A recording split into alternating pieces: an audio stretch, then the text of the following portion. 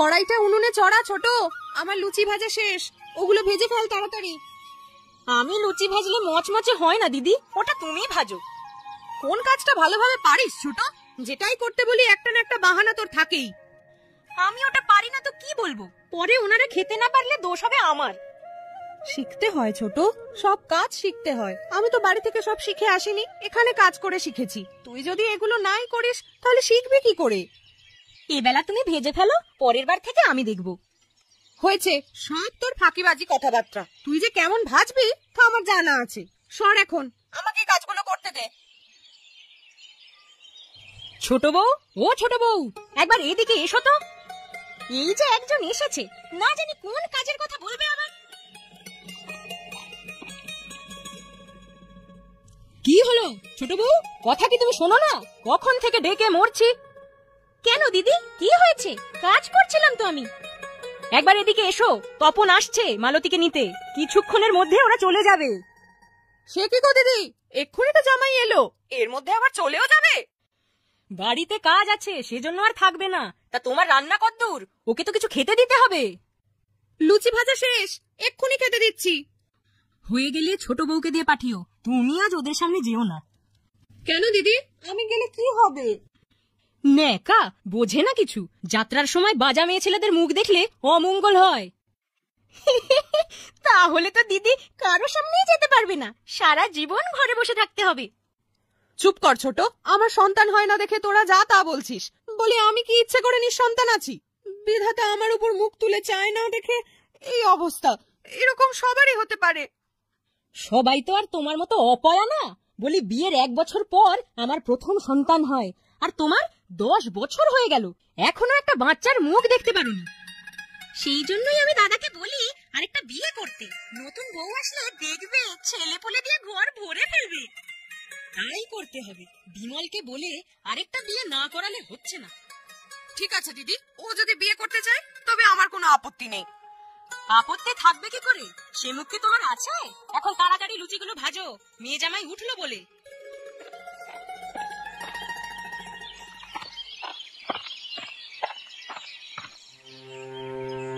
গিন্নি, আমার জালটা একটু দাও তো, নদীতে বান ডেকেছে, ভাবছি আজকে মাছ ধরতে যাব। বারান্দায় আছে, নিয়ে নাও। তা আমি নেব, কিন্তু তুমি কাঁদছো কেন? কি হয়েছে তোমার? কিছু হয়নি, এমনি কাঁদছি। এমনি এমনি তো কেউ কাঁদে না, কি হয়েছে বলো। কি আর হবে, দিদি আর ছোট বউ আজও কথা শুনিয়েছে। এত বড় সাহস ওদের! আমি বারণ করা সত্ত্বেও তোমাকে কথা শোনালো। দাঁড়াও, আমি এক্ষুনি ওদের শোধাচ্ছি। এখন কিছু বলো না, বাড়িতে মেয়ে জামাই আছে। ঠিক আছে, নদী থেকে ফিরে এর ফয়সালা হবে। আমি এমন যাচ্ছি, ফিরতে রাত হবে।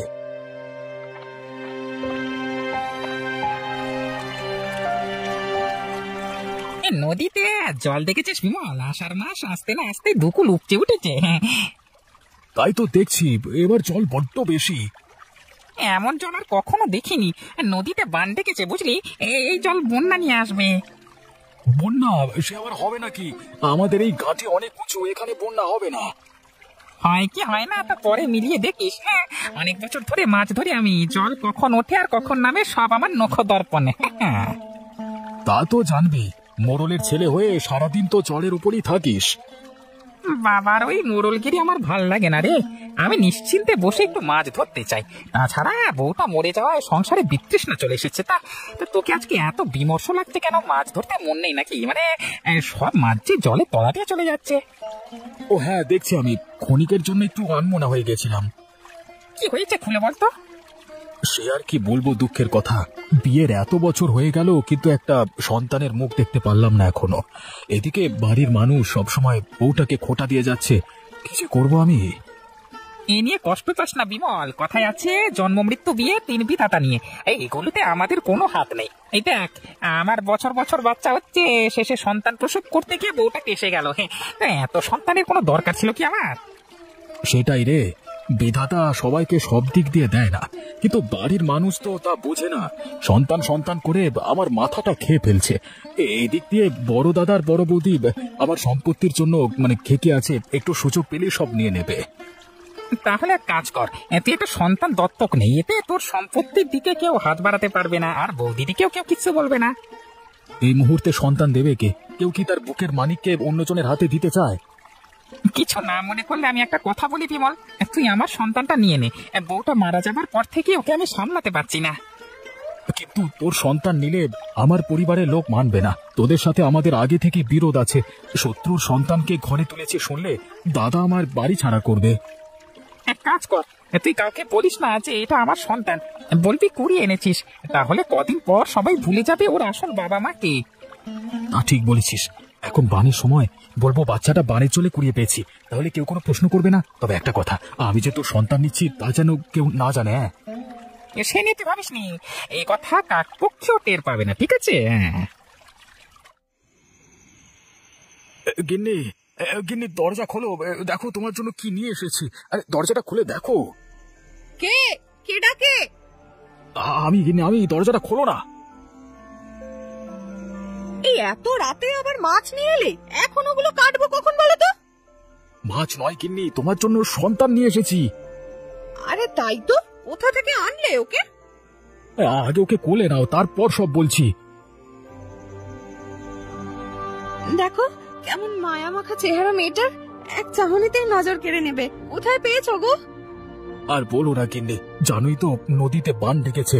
আজকে মাছ ধরতে গিয়ে দেখি বানের জলে একটা বড় ঝুড়ি ভেসে আসছে। আমি ভাবলাম হয়তো কারো কাপড়ের ঝুড়ি, কিন্তু কাছে আসতেই দেখি তার ভেতরে এই কন্যা সন্তানটি কাঁদছে। সে কি কথা? ওইটুকুন একটা মেয়েকে পানির জলে ভাসিয়ে দিলে? কেমন বাপ মা ওরা, সন্তানের প্রতি একটু মায়া নেই? হয়তো ওরা নিরুপায় হয়ে কাজ করছে, কিংবা ওরা কিছু জানে না বানের জল ওদের প্রাণের মানিককে ভাসিয়ে এনেছে। তাই হবে হয়তো। ও জানে বন্যা হয়েছে শুনেছি, সেখানকার কারো সন্তান হবে এটা। কি হয়েছে মেজ বউ? এত রাতে চেঁচামেচি কিসের? আর বাচ্চার কান্না শুনলাম, বিড়ালটা আবার বাচ্চা দিয়েছে নাকি? বিড়ালের বাচ্চা নয় দিদি, দেখুন ও একটা বাচ্চা নিয়ে এসেছে। বাচ্চা নিয়ে এসেছে? এটা কার বাচ্চা দাদা? কোথা থেকে এনেছেন? বানের জলে পেয়েছে ছোট, কেবল তুলে নিয়ে এলো। বানের জলে বাচ্চা পাওয়া যায়? জানতাম না তো। যাবে না কেন বৌদি? বিধাতা ইচ্ছে করলে কতভাবে সন্তান দিতে পারে।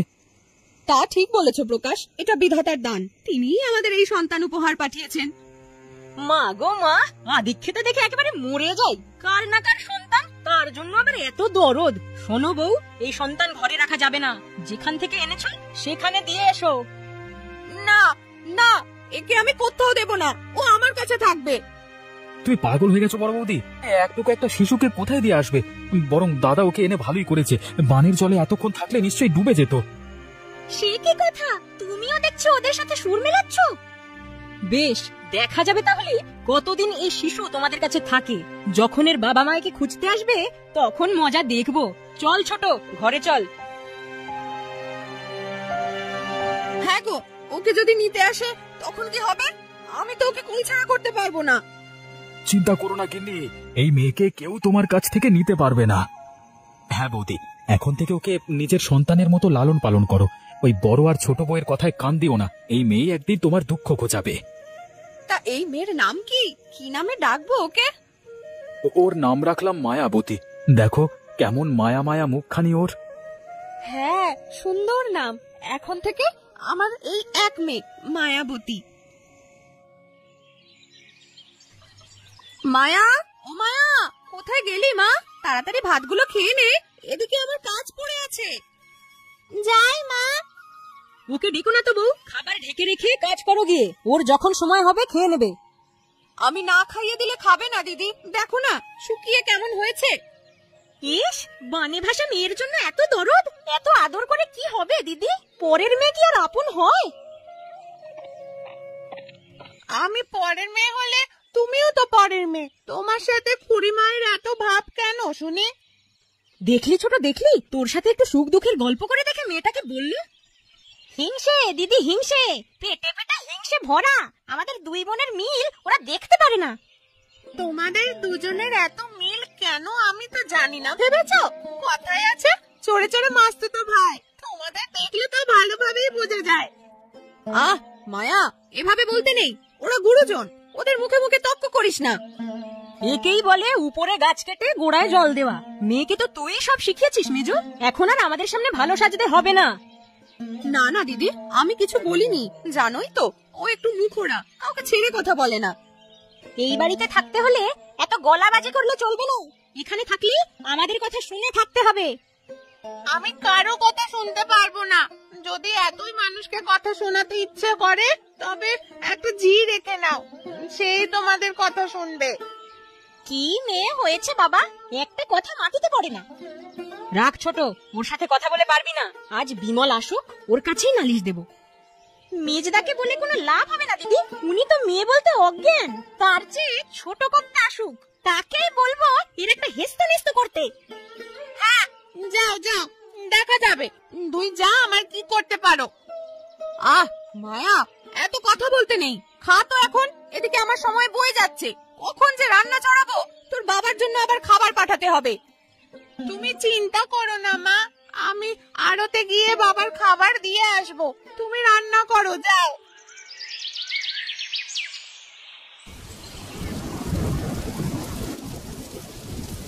সব তো শুনলে প্রকাশ, এবার তুমি এর বিচার করো। ওই মেয়ের সাথে আর পারা যাচ্ছে না। তোমরা পারো না তো ওর সাথে লাগতে যাও কেন বৌদি? ওদেরকে নিজের মতো থাকতে দাও না। দেখলে দিদি, দেখলে কিভাবে ওদের টান টানছে, একবারও আমাদের কথাটা শুনছে না। কার কাছে বিচার দেব বলো? সবই তো শত্রুর দলে। কেউ আমার দুঃখটি বুঝলো না। ওই মা মেয়ে যে আমার হাড় চিবিয়ে খাচ্ছে সেটি শুনলো না।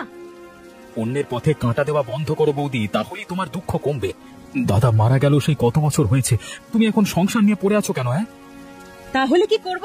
সবকিছু তোদের হাতে দিয়ে সন্ন্যাসী হয়ে যাব? না প্রকাশ, সে আর হচ্ছে না। আমি বেঁচে থাকতে এই সংসারটিকে উচ্ছন্নে যেতে দেব না। তাহলে তোমাদের যা ইচ্ছে তাই করো, আমাকে এসবের মধ্যে জড়িও না। বেশ, তুমি তাই করব। পরে আমাদের কিছু বলতে এসো না কিন্তু।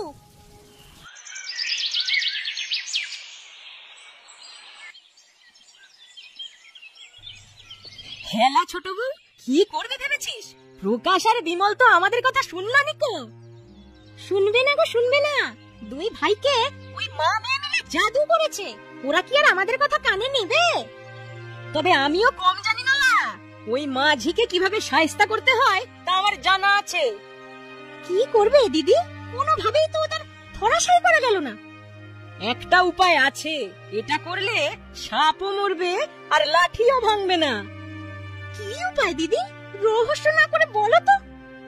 মায়াবতীর তো বয়স কম হলো না, এবার বিমলকে বলে ওর একটা বিয়ে দিতে হবে। তাহলে জয়া একা হয়ে যাবে, তখন দুই জায়ে মিলে ইচ্ছে মতন ওকে খাটাতে পারবো। ভালো কথা বলেছ দিদি, আমি আজই কর্তাকে বলে ওর বিয়ের কথা পাকা করছি।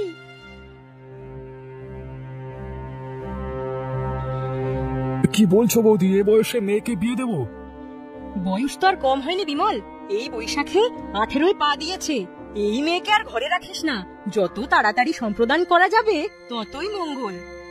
দিদি ঠিকই বলেছে দাদা, একটা ভালো ঘর দেখে বিয়েটা দিয়ে দিলেই ভালো। তুই কি বলছিস প্রকাশ?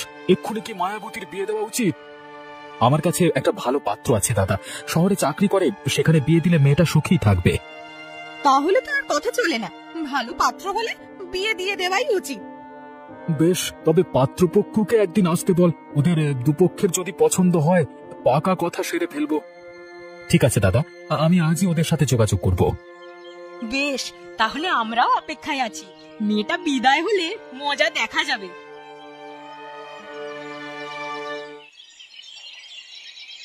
আপনারা তিন ভাই এখনো একসাথে থাকেন?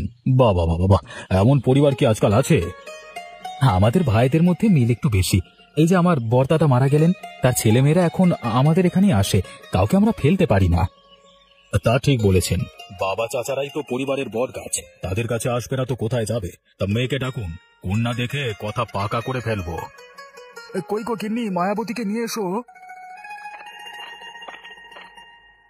এখানে বসো মা। তা রান্না বান্না সব জানো তো? জি, সেলাই কাজও জানা আছে। বাবা বাবা বাহ, মেয়ে দেখছি রূপে লক্ষ্মী, গুণে সরস্বতী। তা মা, শহরের বাড়িতে থাকতে তোমার সমস্যা হবে না তো? খারাপ একটু লাগবে, তবে মানিয়ে নিতে পারবো। ঠিক আছে, তবে আমার এই মেয়ে পছন্দ হয়েছে। তপন, তোমার কিছু বলবার আছে? না বাবা, আমারও পছন্দ হয়েছে। বেশ, তাহলে এই গহনাগুলো মা তুমি রাখো। আজকে থেকে তোমাকে আমি বাড়ির একমাত্র বউ হিসেবে বরণ করে দিলাম। তা বিয়ের পাকা কথা সেরে ফেললে ভালো হতো না? বিলক্ষণ, আগামী রোববারে বিয়ে, আমি তাড়াতাড়ি পুত্রবধূকে বাড়ি নিয়ে যেতে চাই। এত তাড়াতাড়ি? আমার একটা মাত্র মেয়ে, জোগাড় যন্ত্র তো করতে হবে। হাতে 1 সপ্তাহ সময় আছে দাদা, একরকম সব হয়ে যাবে। বেশ, তাহলে সেই কথাই রইল। এবার নিন, সবাই মিষ্টিমুখ করুন।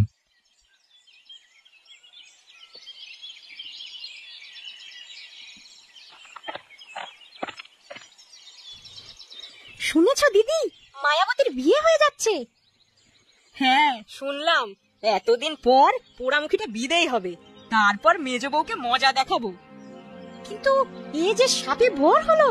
শুনেছি মায়াবতীর বরের অনেক টাকা, শহরে বড় বাড়ি আছে। সে কিলা এত কষ্ট করে তবে ওকে এই জায়গায় নিয়ে ফেললি? আমি কি করব দিদি, তোমার বুদ্ধিতেই তো সব করলাম। এখন এই বিয়ে ভাঙাতেই হবে। ওই মেয়েকে এত বড় ঘরে কিছুতেই বিয়ে দেওয়া যাবে না। কি করবে এখন দিদি? বুদ্ধি একটা আছে, যদি বর পক্ষকে কথাটা জানানো যায় তবে বিয়েটা বন্ধ হয়ে যাবে। কোন কথাটা দিদি? ভুলে গেছে সব? ওই মেয়ে তো আমাদের বাড়ির মেয়ে নয়লা। মেজ ওকে বানের জলে কুড়িয়ে পেল, মনে নেই তোর? ভালো কথা মনে করেছো দিদি, ও তো বানে ভাষা মেয়ে। তাহলে বিয়ের দিন কথাটা সবার কাছে বলতেই হবে। হ্যাঁ রে, তাহলে ওদের উচিত শিক্ষা হবে। বিয়ের দিন মেজর মাথা কাটা যাবে। ঠিক আছে, তবে বিয়েটা আসুক, তারপর আমাদের খেলা দেখাচ্ছি।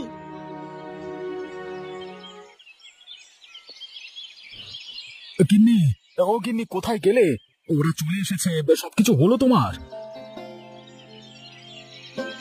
আমাদের সব শেষ, কন্যাকে সাজানো হচ্ছে। তা আকাশের অবস্থাও তো ভালো নয়, এই আবহাওয়ায় কিভাবে সবকিছু সামলাবে? কাচারি ঘরের দরজা খুলে দিয়েছি, ওখানেই সবাই বসবে, ঝড় জলে সমস্যা হবে না।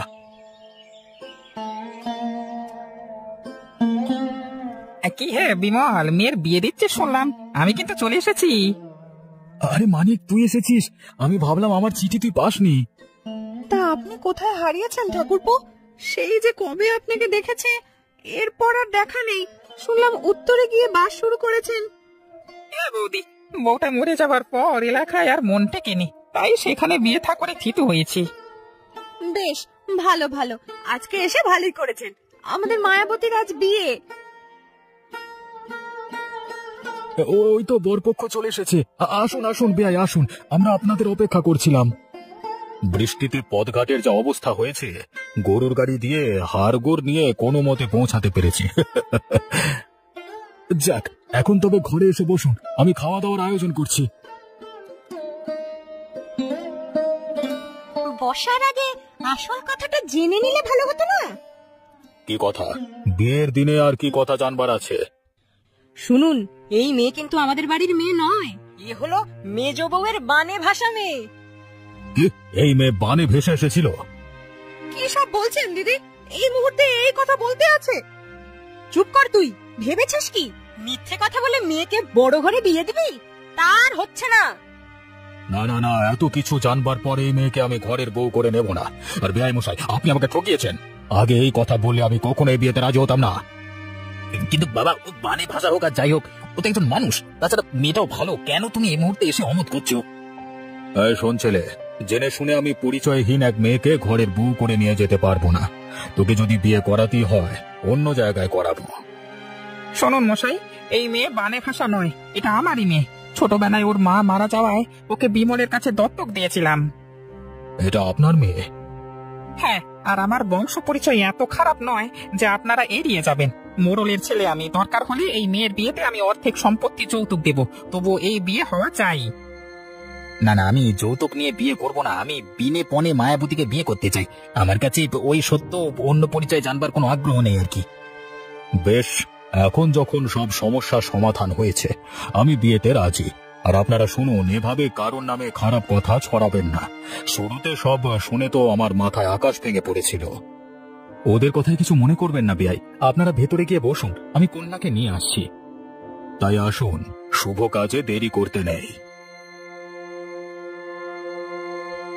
ও দিদি, এ কি হলো?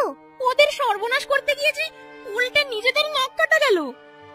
একেই বলে ধর্মের কল বাতাসে নড়ে। আর যদি আমাদের ক্ষতি করতে চাও না, তার ফল বিধাতা তোমাদের হাতে নাতে দেবে।